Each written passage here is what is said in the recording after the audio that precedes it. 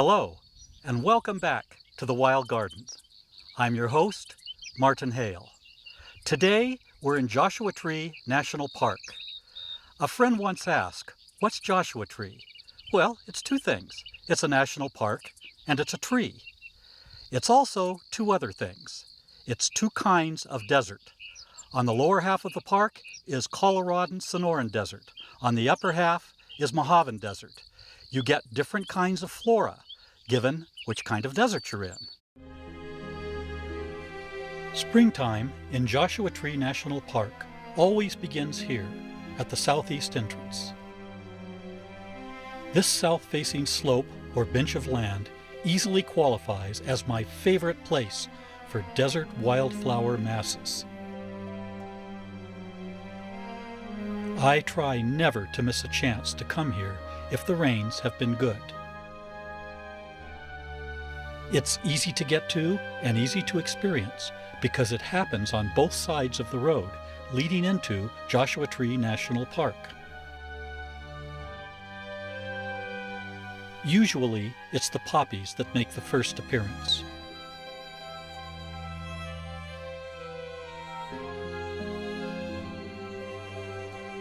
Then, the desert dandelions and lupins begin to assert themselves.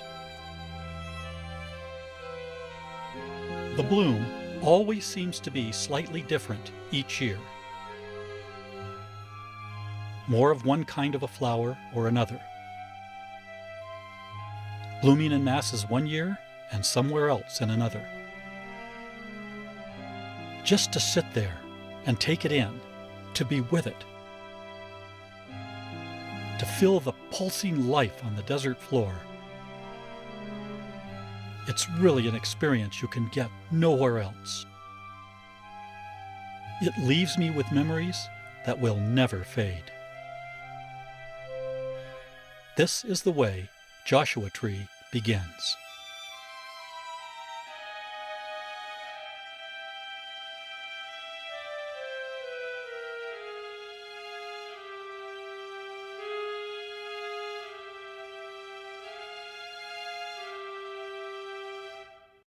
You know, we've seen several examples of poppies in past visits, as we have just seen one or another kind making up part of this wildflower display. We haven't yet taken a close-up look at one of the most numerous plants in the Sonoran or Mojaven part of Joshua Tree. It's the desert dandelion I mentioned before. This nice-looking annual can carpet the desert floor after good rain. They are a member of the sunflower family. Desert dandelions have a pretty extensive range over the American deserts. By the way, I use the word annual when I describe the desert dandelion. An annual is a plant that has its life cycle from germination of seed to the production of new seeds all within a certain time of year. Then it dies. Now here's a perennial plant.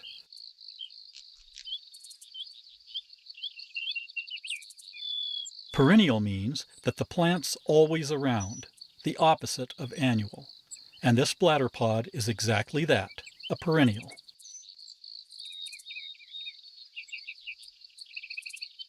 The hanging pods are the reason for the name. The yellow flowers are pretty. I found these bushes in all of our deserts and in the coastal hills. The first picture I ever took of a flowering plant was a bladderpod bush. What's really wonderful about this place, though, is that you could experience the flower fields out on the bench and then go a mile or less up the road and find interesting individual flowers in the two little canyon washes that empty onto the slope. These washes offer up some nice-looking flowers. Here's an unusual-looking plant. It's called fiddleneck. The common name comes from the fact that the top of the plant curls around like the neck of a fiddle. As it grows, The plant just uncoils, making the top flowers easily available to pollinators. Here's a beauty. It's called desert bluebell. On many visits in the spring, I've found them in these washes. They're very pretty, but like some of the other phacelias, you can get a rash from these if you touch them. A man who was taking pictures of them told me that rubbing up against them gave him the same effects as touching poison oak. I have never been bothered by them. Up on the rocky sides, near the washes, is this Parrish's larkspur. Now, if you were with us on our visit to Pinyon Mountain Road in the Anza Borrego Desert, you'll remember the beautiful dark blue larkspur we found there. As I mentioned then, there are different shades of blue in different deserts. Here's an example. Always be aware of where you're stepping or putting your hands when in the desert. These creatures have no interest in any kind of human contact. For all they know, we might eat them or hurt them. Be respectful and cautious. When they can, they will warn you, as this one did me. I have been around many rattlesnakes and never had a problem, but respect and caution are always called for.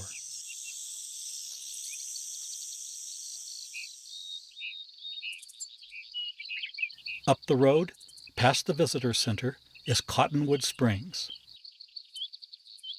What we find here is another wash and some more of California's only native palm, the California fan palm. There are some flowers to see here, too. This flower's different. It's called white ratani, or white ratanae. Take your choice. This is another one of those flowers where the petals have a shiny plastic look close up, but they're fuzzy too. These fellows are partially parasitic via root connecting with neighboring plants. You can see the fine hairs on the bottom of the petals. Now here's a pretty little specimen that can be found in the Sonoran or Mojave Desert. It's called beadpod, or Moapa bladderpod. These are small flowers, about the size of your fingernail. I always seem to find them in sandy soil, whichever desert they're in. They're a member of the mustard family. The look of the flower does give that impression. I can't resist stopping to take a look at this pretty flower. It's a Mentzelia. I don't know which species. Sometimes it's difficult to get a definite fix on the precise identification of a flower without taking a sample. That I will not do. Nevertheless, I like the shape of that yellow petal. This short-leaved Amsonia is a common plant here in Joshua Tree. When I say that, I mean they're growing not only down here in the Sonoran part of the desert, but up in the Mojave part as well.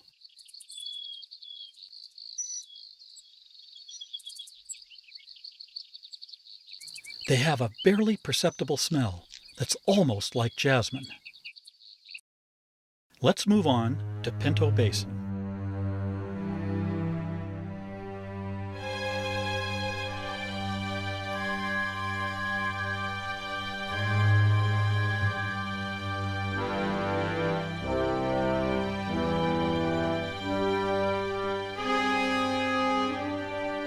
Pinto Basin is a large area that spreads out between the lower Sonoran Desert at the eastern end of Joshua Tree and the western Mojave part. You know, it's hard to believe that a river once flowed through this basin, giving evidence of a wetter, more temperate climate. The bones of many extinct animals have been found here.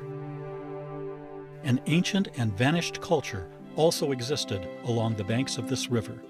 We now call them the Pinto people. In good years, this basin and surrounding area yield some excellent wildflowers. Look at these desert sunflowers. What a beautiful mass. And these poppies. What color and life they bring to the desert floor. I'm telling you, ladies and gentlemen, there is nothing like finding flowers in the desert. It's the mating of two extremes. There is a palpable sensation that goes with this, if you allow yourself to feel it. This coursing of life here on the sand. And here is another splash of yellow on the desert palette. This plant is called desert senna. I always find them in open ground like this. These members of the bean family are another species that we can find in both the Sonoran and Mojaven deserts. Most of the time, it's a dead-looking bush with a few green stems, but after the seasonal rains, it explodes with color. Ah, here's a curious fellow who stopped by to see what I'm doing. I've seen these desert tortoises a lot in Pinto Basin. They often stop and watch for a while, and then move along. You know, you never want to pick one of these up or pet them, because if you pick them up, they often lose all of their water, and then they can die of thirst. Best thing to do, enjoy looking at them, say hello, and let them move along. This plant's common in the American Southwest. Its common name is small wire lettuce. It's another member of the sunflower family. I like the lavender-colored petals with the grayish stripes. Moving westward towards the Mojaven part of Joshua Tree, we come to a transition zone. As we begin to climb, we come to the Cholla Garden. Now this is an unusual place. It's basically a large patch of cholla cactus that are more concentrated than anywhere else I've seen in the wild garden. The common name for these is jumping cholla, or teddy bear cactus. I don't know about the teddy bear part, but I saw the jumping cholla in action. The cactus grows in segments, and then when they fall off, they become spiny balls of misery. My wife and I were here once. I warned her, but she got no more than 6 feet into the garden, and she started collecting them on her socks like fleas on a hound. It was like they saw her coming. There was lots of tweezer work afterwards, I can tell you.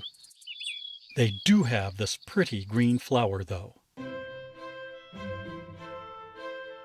Now we come to the land of the big rocks as we leave the Sonoran Desert behind. This is our first look at a Mojaven desert.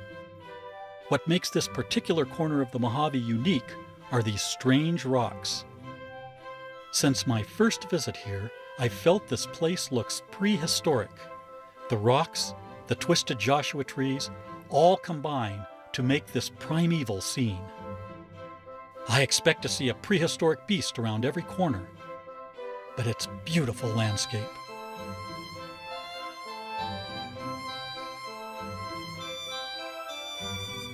Let's begin in the Queen Valley neighborhood. All right, here we are near Queen Valley. Now we're in the Mojaven Desert. There are Joshua trees all around me. We've got a nice cool breeze blowing. The sun is up and there are more flowers to find. The most dazzling would be this desert calico. If you walk up to one of these and look down, you'll see a tiny, hazy, pinkish thing you almost missed. You've got to be careful in the desert to look for the small and subtle, because look what happens when we move in. Wow! This is one of the great desert flowers, and yet they're insignificant in size. The red and white design on the petals are exquisite. These flowers are a member of the phlox family. In spite of their size, they can concentrate in small masses and become more obvious. If you were with us on our visit to Painted Canyon, you might remember the rush milkweed we saw there. Well, here's another milkweed. This one's common name is desert milkweed. Like the rush milkweed, Native Americans used these plants as a poultice. The seeds were ground up and boiled, also for rattlesnake bites. They may not be beautiful, but they're interesting looking things, aren't they? When there's any kind of rain, you can see these plants dotting the scenery in both of Joshua Tree's deserts. We keep mentioning Joshua Tree as a place. Let's take a look at the Joshua Tree. To me, this is the Mojave Desert symbolic plant, maybe to everyone else too. It has been said that if you draw a line around the habitat of the Joshua Tree, you have drawn the boundaries of the Mojave Desert. You wouldn't know it to look at it, but it's a member of the lily family. I'm told that the name comes from the Mormon settlers who likened the trees to Joshua from the Bible, with his arms stretched out. Both living and dead, they provide homes for several kinds of birds and other creatures. Now, I love to find the boxthorn in bloom. I get a kick out of the masses of whitish flowers that come in the spring. I mean, look how pretty the flowers are.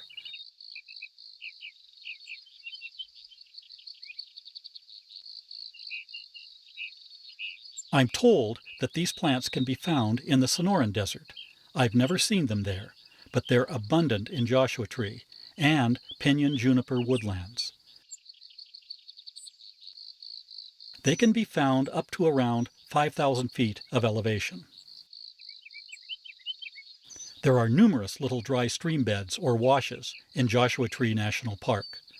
Good varieties of flowers can be found if you look.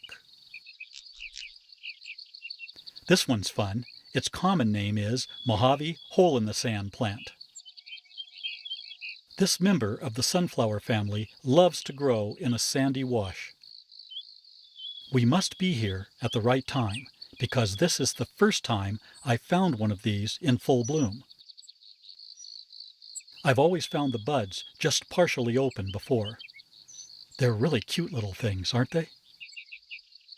I'm not sure I understand the common name. Now here's a gilia we have a name for. It's commonly called golden gilia or golden desert trumpets. These plants can form masses. Look at all those flowers on that little tiny base. They look like they're going to blow away. Growing near the hole-in-the-sand plant is this white tidy-tips. This is one of the sunflower family's better-looking members, in my opinion. Their brilliant white dresses up the sandy floor of a wash or just sandy soil. When I find them growing in a Joshua Tree setting, they really give me the feeling of a cultivated garden. You can find these up to 7,000 or 8,000 feet of elevation in Mojaven or Sonoran deserts. Let's go from small sandy floor dwellers to the truly magnificent. This one's called Perry's Nolina. It's one of my favorite yucca-type plants. Every time I see one of these in bloom, I think of a 4th of July sparkler in white. I have to tell you, this is probably the best one I've ever seen. It was easily 12 feet tall, maybe more. Wow, what a sight. Let's take a moment to look at some of this unique Mojaven scenery.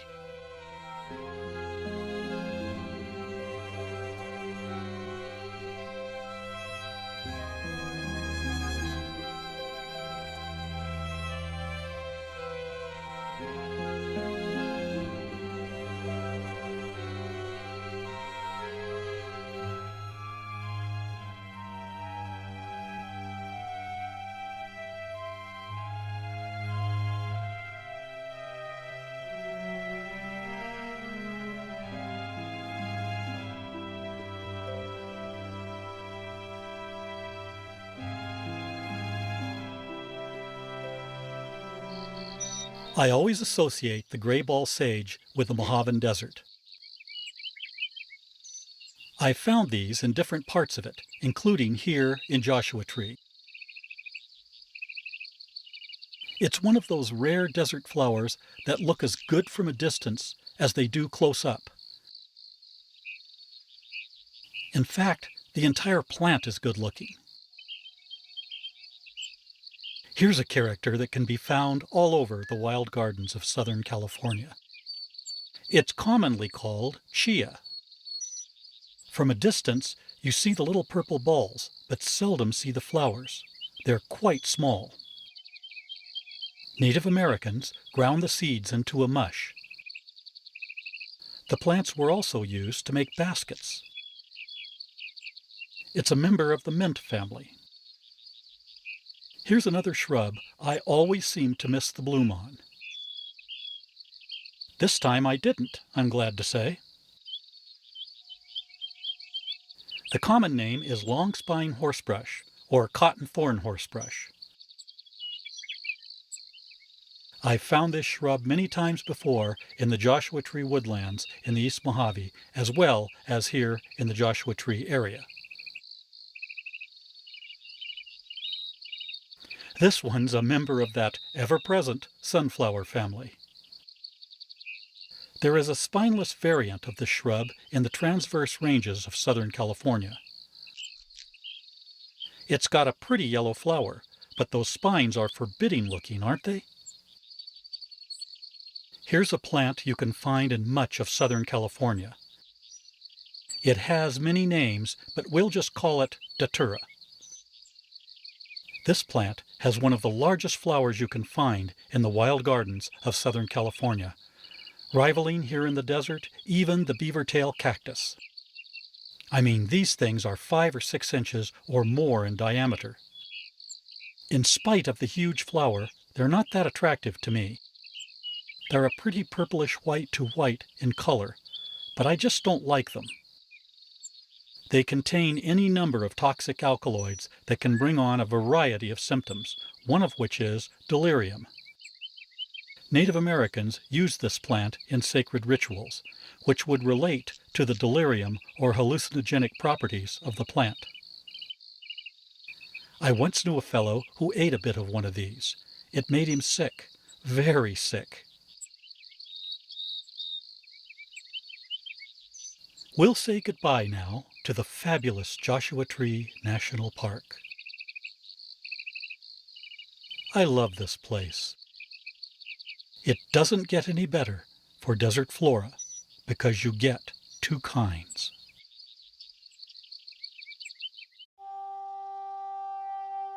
Joshua Tree National Park is one of the great deserts of the wild gardens. It's the only single region I know about that encompasses both of our major deserts, the Sonoran and the Mojave. The bench on the southeastern side, the vast Pinto Basin, and the big rocks of the Mojave West all combine to make Joshua Tree National Park an intriguing place. It should be experienced at least once, if you can get there. Any time of year will do, but spring is best. It is one of the great wild gardens. May they grow until the turning of the earth ceases to be. Join us next week at this time for a look at another part of the wild gardens.